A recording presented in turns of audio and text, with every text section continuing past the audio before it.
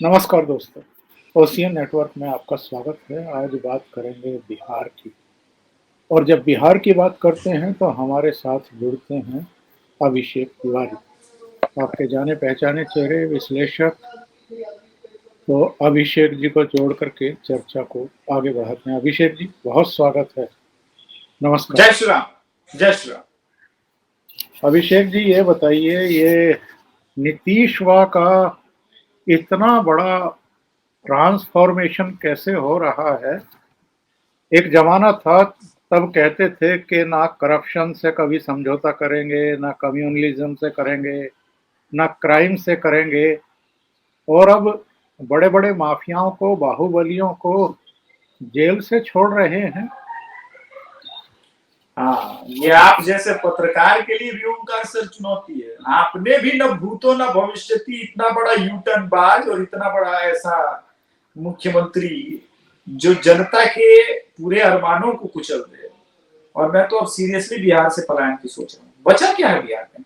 और लेकिन सर, आपने जो सवाल पूछा, बहुत सारे लोग धोखा खा रहे हैं। मैं थोड़ा सा बदलाव बता दूं जो इसमें बड़ा चीज है। आनंद मोहन सिंह बहाना है सर। जो 27 अपराधी छोड़े जा रहे, उनका नाम मैं पढ़ देता हूं आपके चैनल। आपके दर्शकों को जानना जरूरी है लोग कौन है। दस्तगीर खान, अलाउद्दीन अंसारी, हलीम अंसारी, अख्तर अंसारी, मोहम्मद खुदबुद्दीन, अशोक यादव। पहले भाई एम समीकरण हो गया, पाई समीकरण पे आते हैं। अशोक यादव, शिवजी यादव, कीरत यादव, राजभल्लभ यादव उर्फ बिजली यादव। इनका नाम थोड़ा सम्मान के साथ लेना पड़ेगा। नाबालिग लड़की के साथ बलात्कार करने के मामले में सजा याफ्ता है, जो जेल में है। चंदेश्वरी यादव, खेलावन यादव, किशुनदेव राय, पतिराम राय। ये हो गया इनका पूरा 13 लोगों का मैंने माई समीकरण लगा दिया। अब सुनिए, देवदत्त नूनिया, कलेक्टर पासवान, और इसके बाद रामधार राम, मनोज प्रसाद, सिकंदर महतो, अवधेश मंडल, सुरेंद्र शर्मा, राम प्रवेश सिंह, विजय सिंह, मुन्ना सिंह, जितेंद्र सिंह और आनंद मोहन सिंह। और इसमें एक नाम कोई छूटा, हाँ, पप्पू सिंह उर्फ राजीव रंजन सिंह। तो आनंद मोहन सिंह बहाना है, उसके बहाने नियमावली बना करके पेशेवर अपराधियों को छोड़ा जा रहा है। हमको तो लग रहा है कि इस देश में अब सिर्फ एक मनीषे कश्यप इतना बड़ा अपराधी बचा हुआ था जो पत्रकारिता कर रहा था, तो उसको जेल में डलवा दिए। अब देशद्रोह वगैरह का भी मुकदमा चलवा रहे हैं। बाकी बिहार में पूरा सुशासन है सर। मतलब बिहार में अब आप अगले 20 सालों के लिए भूल जाइए कि कोई इन्वेस्टमेंट आएगा। कौन व्यापारी सर बिहार में इन्वेस्ट करेगा और क्यों करेगा? जब सरकार स्वयं अपराध और अपराधी करने वालों के साथ खड़ी हो जाए और कहे कि बहुत सह लिए हैं, बहुत दिन से जेल में है, ये बहाना बना के छोड़ा जाए, किसी को भी न्याय उचित नहीं। अब आनंद मोहन सिंह जी के बारे में बात कर लेते हैं। देखिए, आनंद मोहन सिंह जी पे जो एक आरोप रहा है वो यही रहा है कि उनके मित्र की हत्या हुई थी और उस वक्त वो डीएम थे गया के, कृष्णैया जी, वो जा रहे थे उस रूट पे और भीड़ ने हत्या कर दी। उन पे आरोप रहा है कि उन्होंने भीड़ को उकसाया था। एक वो दलित जाति से डीएम थे, लेकिन भीड़ ने मॉब लिंचिंग की, उसके बावजूद उनकी सजा समझ सकता हूं। लेकिन ओमकार सर, आप जैसे सीनियर पत्रकार, ये बताइए, एक रेपिस्ट जिसको सजा हो चुकी है उसको भी छुड़ाया जा रहा है। चलिए, उनको तो मैंने बेनिफिट ऑफ डाउट दे दिया कि चलिए भाई, मॉब लिंचिंग हुई थी, मॉब कंट्रोल में नहीं थी, आनंद मोहन सिंह जी को फंसा दिया गया, ये भी मान लिया गया। लेकिन इनको कौन सा फंसाएगा? इनको तो प्रॉपर सजा मिली है। और इसमें जो अलाउद्दीन है, ऐसे लोगों को क्यों छोड़ा जा रहा है? क्या मैं जान सकता हूं कि दस्तगीर खान जैसे लोग को क्यों छोड़ा जा रहा है? हलीम अंसारी को क्यों छोड़ा जा रहा है? इस पे तो कोई बात ही नहीं कर रहा है। बिहार में व्यवस्थाएं चरमराई हुई हैं और मुझे नहीं लगता कि आने वाला समय अब बिहार में रहने लायक है। मुझे लग रहा है कि बिहार से पलायन ही एकमात्र जो अच्छा भला मानस है, आम आदमी है, सच में आम आदमी, वो आम आदमी पार्टी वाले नहीं, जो आम आदमी जीवन जीता है, उनके लिए बड़ा मुश्किल है सही ढंग से अपने बच्चे को बचाना, अपने बच्चे को परवरिश करना, अपनी बच्ची को बड़ा करना, उनकी बच्ची को परवरिश करना। इस वक्त बिहार में हाहाकार है, घोर जंगल राज है। ये बताइए जी कि जो आपने आखिरी सेंटेंस बोला है, बिहार में घोर जंगल राज है, ये अचानक बिना सलाह के, बिना मशवरे के जेल मैनुअल में बदलाव करना, और अभी तो 15 दिन भी नहीं बीते थे जब ये जेल मैनुअल में बदलाव किया गया था, और आज सुबह ही सुबह 4 साढ़े 4 बजे जब पोप हटने वाली थी, कोई कैमरामैन वहां नहीं था, कोई नहीं था, और तब चुपके से आनंद मोहन को वहां से छोड़ देना। क्या रात भर आनंद मोहन की रिहाई के कागजात तैयार किए गए? और ऐसा वीआईपी ट्रीटमेंट मैंने तो और किसी के बारे में नहीं सुना है। अब देखिए सर, देश में सेकुलरिज्म है, सेकुलरिज्म के नाम पे समाजवाद है, और ये जो सरकारें हैं जो कर रही हैं हम बिहारियों के साथ, इस वक्त मैं आपके अपने दर्शकों से इतना ही निवेदन कर सकता हूं कि सर दुआ कीजिएगा किसी दिन चौराहे पे मेरे साथ कोई दुर्घटना ना हो। बस हम लोग जिस माहौल में पत्रकारिता इस वक्त कर रहे हैं वो माहौल से, तो अब देखिए ना सर, जिस स्टेट का डिप्टी चीफ मिनिस्टर कहता हो अतीक जी के जनाजे, अतीक जी, जिस आदमी ने एक आदमी के बॉडी से चमड़ा छील करके उतार करके चौराहे पे लटका दिया, ऐसे दुर्दांत अपराधी के लिए अतीक जी इतनी संवेदना बिहार के डिप्टी सीएम निभा रहे हैं। बिहार में स्थितियां जो है वो भयावह तो है और बाहर है, लेकिन बाहर किसका है? अपराधियों का है, नीतीश कुमार का है। नीतीश कुमार देखिए, ये नीतीश कुमार के राजनीतिक जीवन के पतन का जो है ना अंतिम कील था जो उन्होंने ठोका है। इसका आपको उत्तर 2024 में भी मिलेगा, और जो गठबंधन में नीतीश कुमार के साथ रहेगा, बीजेपी भी ये भूल ना करे नीतीश के साथ 2025 में जाने का। मैं पहले बता दे रहा हूं, जो नीतीश कुमार के साथ जाएगा भविष्य में या वर्तमान में भी जो है वो भी डूबेगा। ये टाइटेनिक हो चुका है। इस टाइटेनिक का जो है बड़ा सा सीलखंड से, अपराध के सीलखंड से ये टकराया है और इसमें बहुत बड़ा छेद हो चुका है। अब बचना मुश्किल है। ये बताइए कि विकास दुबे का एनकाउंटर हुआ तो कुछ लोग छाती पीट रहे थे और ये एक माहौल बनाने की कोशिश कर रहे थे कि उत्तर प्रदेश के ब्राह्मण जो हैं वो भारतीय जनता पार्टी से बड़े नाराज। अभी अतीक का एनकाउंटर हुआ या हत्या हुई, अशरफ की हुई, उसके बेटे का एनकाउंटर हुआ, उसके शूटर का, गुलाम का एनकाउंटर हुआ, उससे पहले 2 और बदमाश मारे गए। एक माहौल बनाया जा रहा है उत्तर प्रदेश में भी और देश में भी, मुसलमानों को निशाना बनाया जा रहा है। यानी ब्राह्मण कार्ड खेलने की कोशिश, अब मुसलमान कार्ड खेलने की कोशिश, और अब बिहार में आनंद मोहन सिंह को रिहा करके ये मैसेज देने की कोशिश कि लालू और नीतीश को राजपूतों के वोट मिल जाएंगे। क्या किसी क्रिमिनल को किसी जाति से जोड़ना चाहिए, किसी धर्म से जोड़ना चाहिए? और क्या किसी क्रिमिनल में इतनी कुव्वत होती है कि वो अपनी जाति के, अपने मजहब के वोट किसी पार्टी को दिलवा सके? देखिए, थोड़ा बहुत देखिए, अभी भी बिहार ये सोचता है ना कि जाति और बाहुबल ये चुनाव में जीतने का फंडा है। तो इसको मैं थोड़ा सा एक्सप्लेन करता हूं। राजपूत हैं और आरा से सांसद है डॉक्टर आर.के. सिंह और मंत्री भी हैं। अब आप देखिए कि वो इतने चहेते हैं भोजपुर में कि लोग उनको लिटरली पूछते हैं। उन्होंने काम बहुत अच्छा किया भोजपुर में, आरा में बहुत अच्छा काम किया है। तो एक किसी वर्ग विशेष तक अब नहीं रह गया है। लेकिन ये काम इसलिए नहीं हुआ है सर, बीजेपी ने जब सम्राट चौधरी को जो कि कुशवाहा समाज से आते हैं, कोयरी से, उनको तोड़ा, और उनको तोड़ा क्या मतलब अध्यक्ष बनाया, और उपेंद्र कुशवाहा को तोड़ा। और आज के समय कुशवाहा समाज नीतीश कुमार से न केवल नाराज है बल्कि वो बीजेपी के साथ खड़ा है। तो नीतीश को भी तो देखना था, कुछ समीकरण साधने थे, ये सिर्फ चुनावी समीकरण है। लेकिन एक बात बताइए, इस बात की क्या गारंटी है कि आनंद मोहन सिंह 2025 में आरजेडी के साथ ही रहेंगे?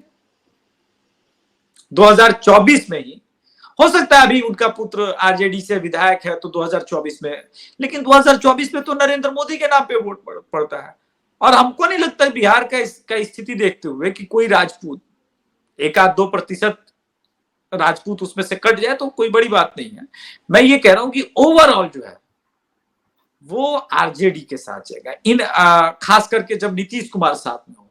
नीतीश कुमार के खिलाफ सत्ता विरोधी लहर है, और मैं बार बार कह रहा हूं कि नीतीश कुमार अब कुछ भी कर लें, डूबेंगे, टूटेंगे, हारेंगे, उनका राजनीतिक कैरियर अब ढलान की ओर में है, पतन की ओर है।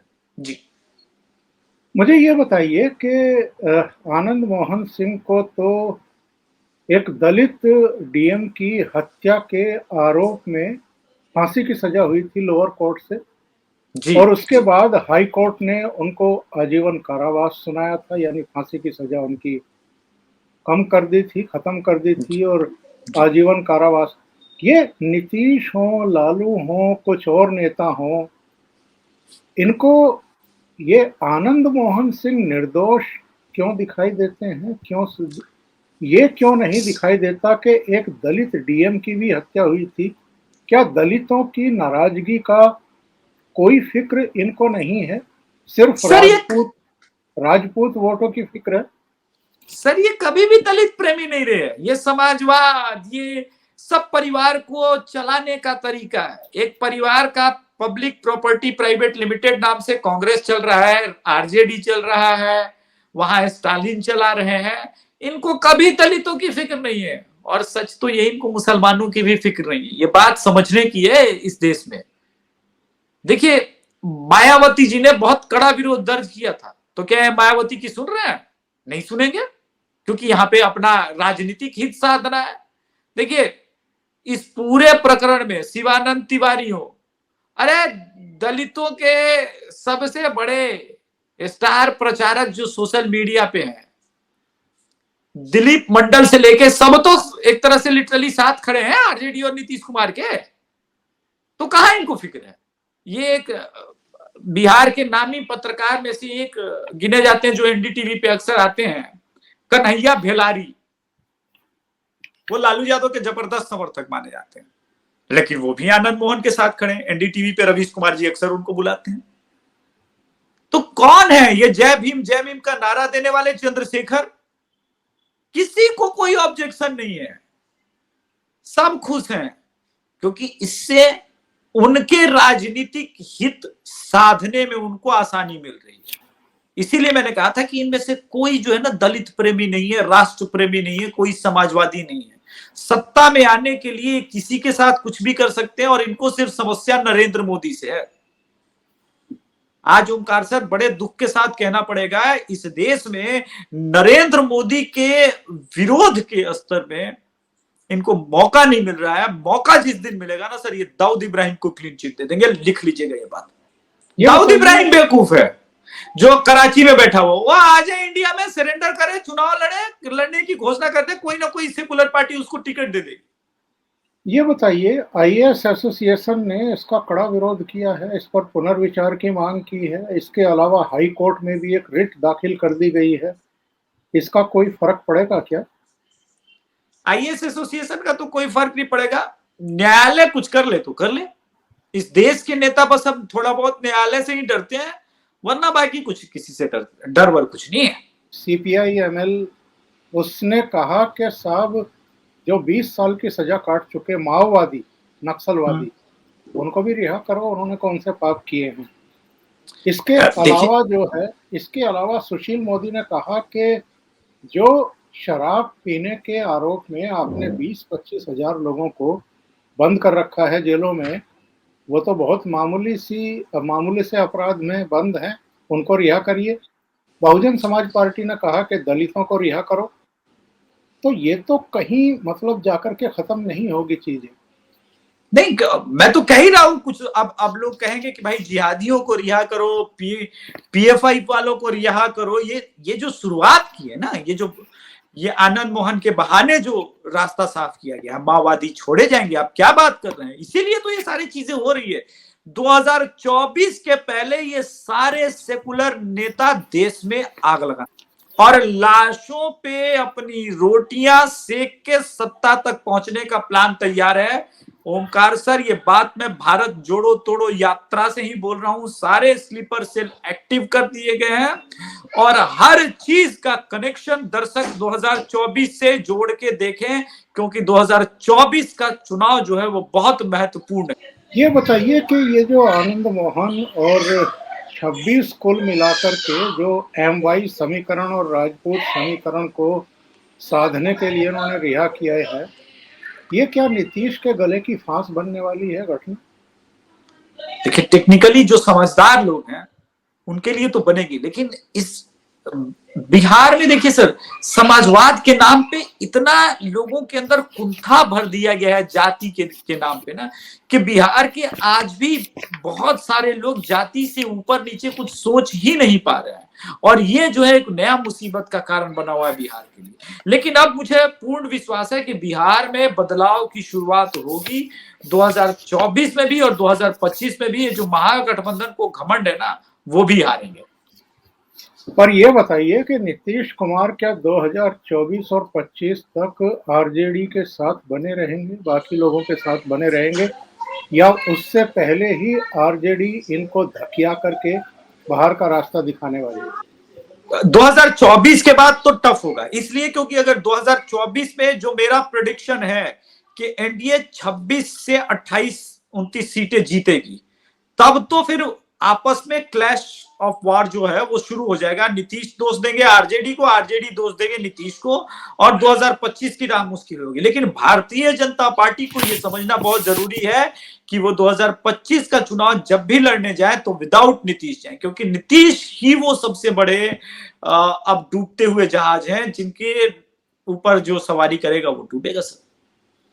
लेकिन भारतीय जनता पार्टी तो स्पष्ट कर चुकी है, जैसे अमित शाह कह चुके हैं कि अब भाजपा के दरवाजे हमेशा के लिए बंद हो चुके हैं नीतीश कुमार के। तो आपको या कुछ दूसरे विश्लेषकों को ये आशंका क्यों बार बार लगती है कि भारतीय जनता पार्टी एक बार फिर इनको गले से लगा सकती है? क्योंकि भाजपा ने 2016 में भी ऐसे बयान जारी किए थे। नीतीश कुमार में एक विशेष गुण है, उनके पता नहीं उनके अंदर वो कौन सा मैग्नेटिक करिश्मा है, वो जब चाहे जिसके साथ समा जाते हैं, जब चाहे जिसके साथ जुड़ जाते हैं, जब चाहे उसके साथ संधि विच्छेद कर लेते हैं। आप देखिए कि तेजस्वी यादव ने स्वयं कैमरों पे कहा था कि अब नीतीश के साथ कोई गठबंधन नहीं होगा, कभी भी नहीं होगा, कुछ भी नहीं होगा, लेकिन हो गया। तो राजनीतिक विवशता नीतीश कुमार जो बने हुए थे अब तक, मैं वही कह रहा हूं, उनसे डिस्टेंस बनाना जरूरी है। अपनी विवशता छोड़ दीजिए, बिहार के बारे में सोचिए, और जो बिहार के बारे में सोचेगा आने वाले समय में वही राज करेगा। लेकिन आपको नहीं लगता कि जिस भारतीय जनता पार्टी के साथ 5 बार सीएम पद की शपथ ली जी, और पूरे जीवन जिस कांग्रेस के खिलाफ राजनीति करते रहे, आज भारतीय जनता पार्टी के खिलाफ कांग्रेस के लिए नीतीश कुमार बैटिंग करते हुए घूम रहे हैं, इतना दोगलापन, इतना अंतर विरोध। वो तो एक बार संघ मुक्त भारत भी बनाने हुए चले हुए थे। देखिए, सपने तो चंद्रबाबू नायडू ने भी 2000 आपके सामने ही 2019 में बहुत सारे पाले थे। आज चंद्रबाबू नायडू कहाँ है? आज वो किसी तरह इस परिस्थिति में कि एक बार बीजेपी उन्हें माफ कर दे और 2024 में उनको अपने पाले में ले ले। ये लगातार मैं आपको बता रहा हूं कि ये संभव भी है कि शायद बीजेपी उनको माफ कर दे, क्योंकि बीजेपी को भी अपने कुछ अलायंस पार्टनर की साउथ में जरूरत है। चंद्रबाबू नायडू का खुद का बहुत बड़ा वजूद ना हो, लेकिन बीजेपी के साथ जैसे ही आते हैं एक वजूद बन जाता है। तो चंद्रबाबू नायडू को भी वहम हो गया था, उसी प्रकार के वहम अगर नीतीश कुमार को कई बार होते हैं, फिर खत्म होता है, फिर चुनाव हारते हैं, फिर उनको फिर बुद्धि आती है कि नहीं नहीं बीजेपी ही माई बाप है, उसी के साथ रहना था, आरजेडी वाले जीने नहीं दे रहे हैं। अभी देखिए कि आरजेडी नीतीश कुमार को अपनी उंगलियों पे नचा रही है और ये नाच रहे हैं, लेकिन कितने दिन तक नाचेंगे ये अपने आप में बहुत बड़ा सवाल है। बहुत बहुत धन्यवाद अभिषेक जी जुड़ने के लिए और बिहार धन्यवाद। की हाल की बहुत महत्वपूर्ण घटनाओं पर अपने विचार व्यक्त करने के लिए। Thank you so much.